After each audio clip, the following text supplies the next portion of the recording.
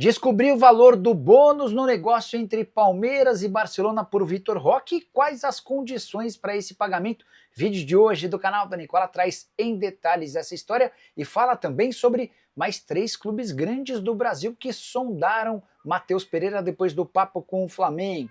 Preciso te atualizar ainda sobre Fabrício Angeleri, agora de forma oficial, reforço corintiano. Tem novidades no São Paulo que resolveu contratar um pacotão com 16 atletas para as categorias de base, vários deles para o time sub-20.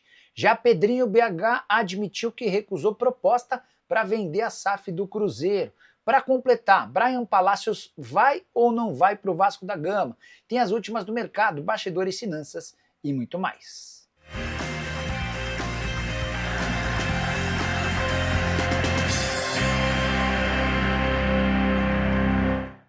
Fala aí pessoal, sou Jorge Nicola, bem-vindos a mais um vídeo do canal, sempre bom ter vocês por aqui, sem perder tempo, pedir para deixar like, se inscrever no canal e ativar as notificações. Bora começar o vídeo com aquele tradicional giro de notícias e a primeira informação é sobre Thiago Maia, que segue sem ser apresentado como reforço do Santos. Ele desembarcou em São Paulo e está na capital enquanto aguarda que o Santos apresente as garantias bancárias de que pode pagar os 4 milhões de euros que vai assumir da dívida com o Flamengo.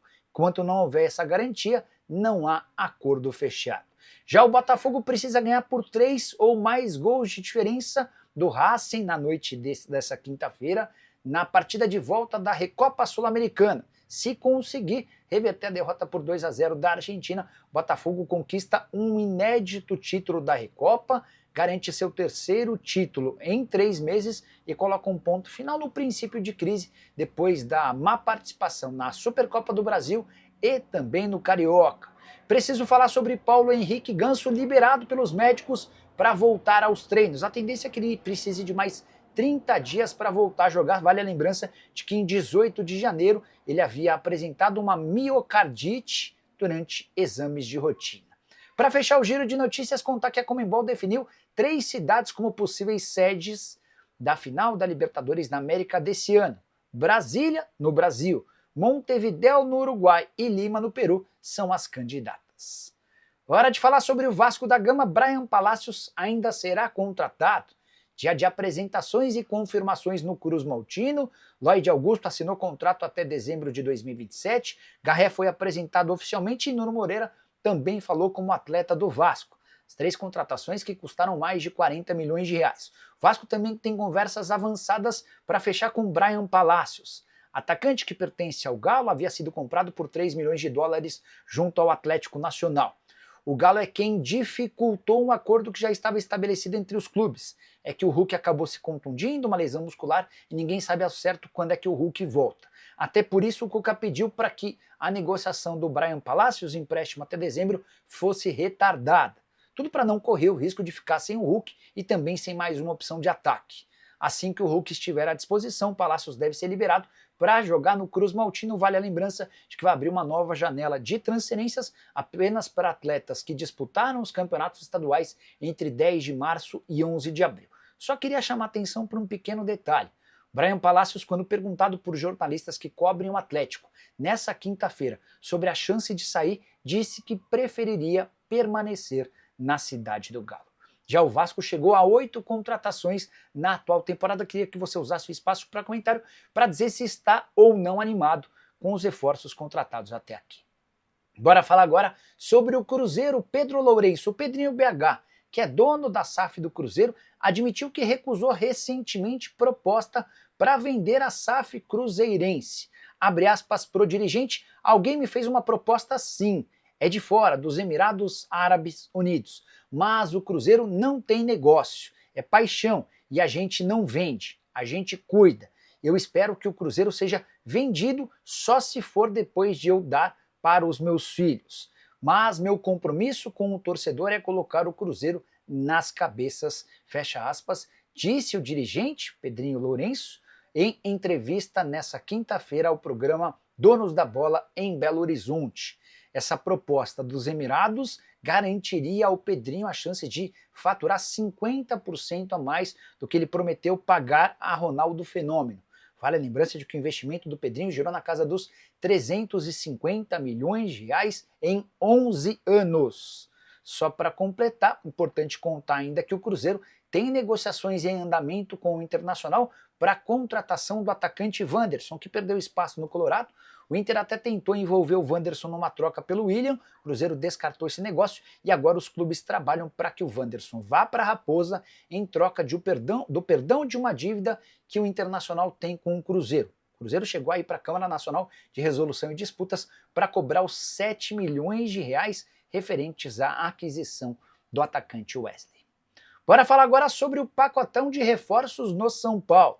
O Tricolor contratou nos últimos dias 16 jogadores para suas categorias de base.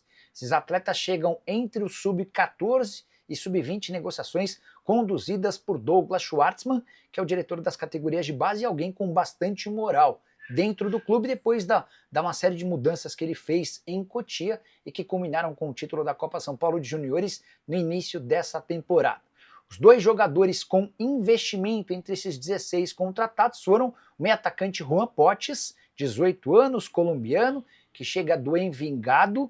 São Paulo adquiriu 70% dos direitos econômicos e ainda há a possibilidade, dentro do contrato de aquisição, de mais 10%. O outro jogador que teve investimento, Isaac, zagueiro de 18 anos de idade, que pertence ao Red Bull Bragantino. São Paulo acaba de adquirir 80% dos direitos econômicos. No total, dos 16 reforços, 5 para o time sub-20, todos com autorização do Departamento de Futebol Profissional, que já analisa a possibilidade de, se eles forem bem, serem promovidos ao time de cima.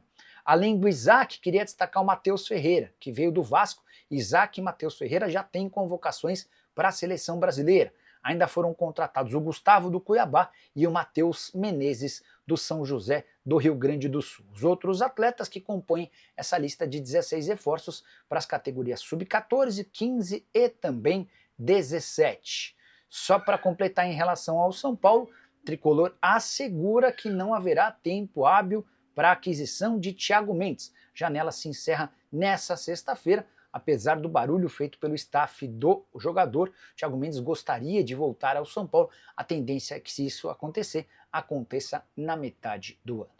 Bora falar agora sobre o Corinthians, que anunciou Fabrício Angeleri como seu primeiro reforço para a temporada de 2025. E com esse anúncio, algumas novidades importantes. O Angeleri chega livre depois de rescindir seu contrato com o Getafe. E o presidente do Corinthians, Augusto Melo, parece ter trocado as bolas, porque disse na quarta-feira que o Angeleri chegaria por empréstimo. Na verdade, ele rescindiu seu contrato e chegou sem custos, livre para o Timão. Outra novidade importante, contrato de Angeleri com o Corinthians apenas até dezembro.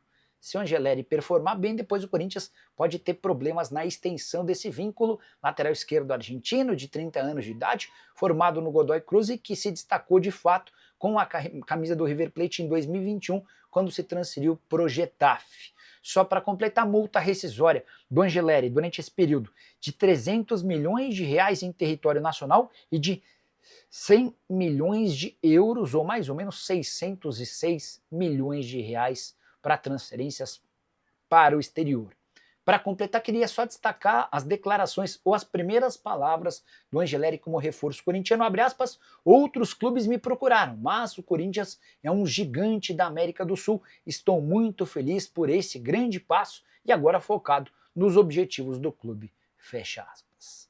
Vale a lembrança de que o Corinthians passa a ter 4 laterais esquerdos e vai precisar negociar pelo menos um deles, Palácios, jogador que não tem conseguido jogar, Hugo ou Bidu, algum desses caras não deve ficar.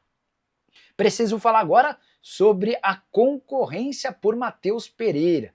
Vocês souberam que o Flamengo conversou com o Matheus Pereira nos últimos dias, depois de uma sugestão do Alexandre Matos, que é CEO do Cruzeiro. O negócio acabou não avançando, porque o Cruzeiro gostaria que nessa negociação da ida do Matheus Pereira ao Flamengo, o rubro-negro envolvesse o Luiz Araújo, que prefere continuar no Fla. O Matheus também se apressou para dizer que não gostaria de deixar o Cruzeiro. O objetivo dele para sair da Raposa é se mudar para a Europa, exceto para o Zenit. Cheguei a contar para vocês na manhã dessa quinta-feira que o meio-atacante recusou uma proposta do Zenit que faria com que seus vencimentos saltassem de 1.800.000 reais por mês para 2.800.000 reais apenas em salário. Ele ainda teria direito a bônus, mas a esposa do Matheus Pereira não quis se mudar para São Petersburgo, onde joga o Zenit. Pois bem, Os outros 3 interessados do futebol brasileiro que buscaram informações sobre o Matheus Pereira nos últimos dias foram Corinthians, Palmeiras e Botafogo, sem proposta pro Cruzeiro. Sabe aquele início de conversa para entender as condições, para saber o que precisaria ser feito para que a conversa avançasse? Acabou não avançando porque o Matheus Pereira reafirmou que não pretende deixar o Cruzeiro para jogar em outro time de futebol no Brasil. Notícia que até surpreende, levando em consideração o clima não muito favorável ao camisa 10. Já havia contado para vocês que parte do elenco não gosta do Matheus Pereira, que também teve problemas com o dono da SAF do Cruzeiro, com o Pedro Lourenço, o Pedrinho BH, e também com Alexandre Matos. Só para arrematar em relação ao Matheus Pereira, jogador cujo contrato se encerra em dezembro de 2026, ele havia sido comprado do Al Hilal por 5 milhões de euros. O Cruzeiro é dono de 50% dos direitos econômicos. Quero fechar o vídeo para contar para vocês todos os detalhes da contratação de Vitor Roque pelo Palmeiras. A operação foi fechada em 25 milhões e meio de euros. Esse é o valor fixo do negócio, que equivale a 155 milhões de reais. O Palmeiras desembolsa essa grana e passa a ter 80% dos direitos econômicos do centroavante de 19 anos de idade. Importante contar também que há mais 5 milhões de euros em bônus. Tive acesso às condições desses bônus. Um dos bônus de 2 milhões de euros será pago se o atleta estiver entre os 3 melhores do Super Mundial de Clubes, que será disputado na metade do ano. Então, se o Vitor Roque ficar em primeiro, segundo ou terceiro dessa competição, o Palmeiras é obrigado a destinar 2 milhões de euros para o Barcelona. Segunda possibilidade, se o Vitor Roque, com a camisa do Palmeiras, ganhar o Balão de Ouro, a Bola de Ouro, algo inimaginável. Se nem Vinícius Júnior conseguiu, por que o Vitor Roque, jogando com a camisa de um time de futebol no Brasil, teria essa oportunidade? A terceira meta, e para mim a mais plausível, se o Palmeiras vencer uma competição internacional, como a Libertadores da América ou o Mundial de Clubes, o Palmeiras é obrigado a indenizar o Barcelona em 1 milhão de euros. Então a verdade é que o Palmeiras desembolsa 25 milhões e meio de euros fixos e pode ter de pagar mais 1 milhão de euros caso conquiste um título internacional. Os outros 2 objetivos, para mim, parecem difíceis de serem alcançados. Barcelona, que também precisou repassar 30% dos direitos federativos do Abdi Is para o Betis, jogador que já pertencia ao Betis, mas o Barcelona manteve 50%, agora repassa 30% para que o Betis libere o Vitor Roque. Atleta que já passou por exames médicos, está assinando o contrato e deve ser anunciado nessa sexta-feira como reforço ao Alviverde, para no momento seguinte embarcar rumo a São Paulo, negócio conduzido nos últimos dias por André Cury. A saideira sobre o Palmeiras, Leila Pereira, depois de apresentar Bruno Fux e Mikael, os novos reforços do Palmeiras, deu uma entrevista afirmando ou justificando aquela postagem do fim de semana. Depois de o Palmeiras se classificar pro mata-mata do Paulista, a dirigente alviverde usou suas redes sociais para provocar palmeirenses. Com um meme que já se tornou conhecido, ela aparece numa foto acompanhada de uma legenda: "Estão mais calmos?" Leila respondeu da seguinte maneira para explicar toda a confusão criada: "Gostaria de fazer um esclarecimento para os torcedores e jornalistas que disseram que eu debochei dos torcedores. Jamais. Foi uma brincadeira que eu fiz e vou continuar fazendo." A pergunta que fica é: você se incomoda com a brincadeira da Leila Pereira ou tá tudo ok? Já uso o espaço para comentário para deixar registrada a sua opinião. Só não esquece de deixar like, de se inscrever no canal. A gente se encontra mais tarde. Tchau!